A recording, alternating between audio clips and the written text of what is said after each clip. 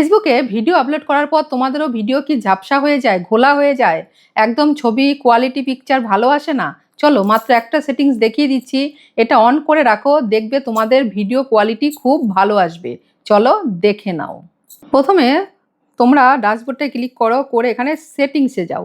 সেটিংসে গিয়ে এখানে দেখতে পাবে, এখানে এই যে মিডিয়াতে ক্লিক করো। মিডিয়াতে ক্লিক করে এখানটায় দেখো দুটো অপশন দেখাচ্ছে, ঠিক আছে? নিচেরটা দেখাচ্ছে দেখো ডাটা সেভার।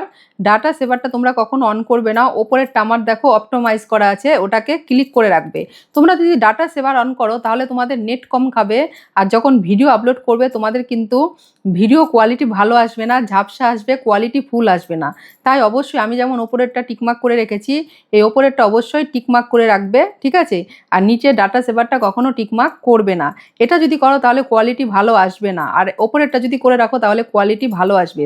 তাই অবশ্যই অবশ্যই কোয়ালিটি ভালো করার জন্য ওপরের অপশনটা ক্লিক করে রাখবে। আর যখনই যেখান থেকে তোমরা ভিডিও আপলোড করো নিজেদের মতো নেটের কানেকশন নিয়ে নেবে, কোয়ালিটি সবসময় ফুল আসবে।